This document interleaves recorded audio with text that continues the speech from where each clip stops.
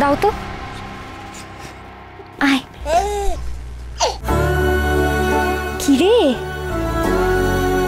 তুই আমার ছোট কথা কি দেখছিস ওরম করে?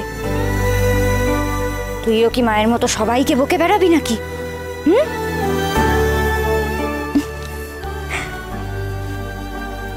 জুনি, একটা বড় ভুল হয়ে গেছে আমার। কথাকে ভালো রাখতে গিয়ে এমন একটা সিদ্ধান্ত নিয়ে ফেলেছি যে এবার আমি কি করব কিছুই বুঝতে পারছি না। কথাকে যে কি করে জানাবো সত্যিটা, আর এই ছোট্ট শিশুটাকেই বা কি করে রাখবো বাড়িতে, কোনো উপায় খুঁজে পাচ্ছি না। ব্রো, আমি আর জুনি গাড়িতে আস্তে আস্তে একটা ডিসিশন নিয়েছি।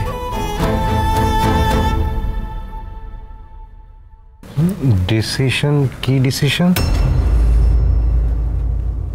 কিরোকে আমি আর জুনি মিলে নিজেদের সন্তান হিসেবে বড় করব।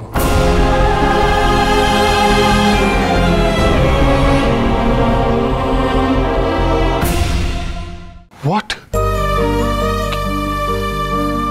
হ্যাঁ অগ্নিদা, আমি আর অঙ্কিত বাবু যদি তোমাদের মেয়েকে আমাদের সন্তান হিসেবে মানুষ করি, তোমার নিশ্চয়ই কোনো আপত্তি নেই। তুমি তো জানো অগ্নিদা, কথা আমার জীবনে কি। আমার জীবনের সব ভালো আমি কথার জন্য পেয়েছি।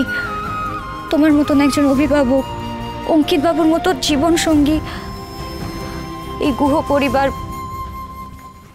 তার থেকেও বড় কথা আমার অন্ধকার অতীত থেকে মুক্তি পেয়েছি। অগ্নিদা, তোমার আর কথার জন্য আমি আলোর মুখ দেখেছি। আমি তোমাদের সন্তানকে আলো দেখাতে পারবো না বলো? জুনি, জুনি, কি কি বলছো তোমরা? যেটা বলছো ভেবে বলছো? কি কি ভেবে বলছি ব্রো, প্লিজ চিন্তা করিস না। আমরা বড় করবো ওকে, আমাদের মেয়ে হিসেবে বড় করবো।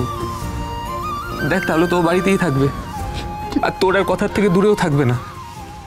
হেজিটেট করিস না ব্রো, প্লিজ।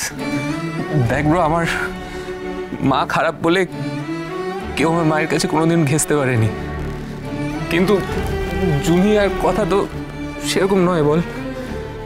মানুষ হিসেবেও নয়, আর আমার বিশ্বাস মা হিসেবেও হবে না। যতই বল ব্রো, আজ আমার মায়ের জন্যই তো কিরোর জীবনটা কোয়েশ্চেনের মুখে। এইটুকু দায়িত্ব আমাকে নিতে দে রে ব্রো। বিশ্বাস কর, আমি ওকে বড় করব। তুই চিন্তা করিস না। আমরা একটা ডিসিশন নিয়েছি যে আমরা আমাদের নিজেদের কোনোদিন সন্তান নেব না। ডিসিশনটা আমাদের দুজনের অগ্নিদা।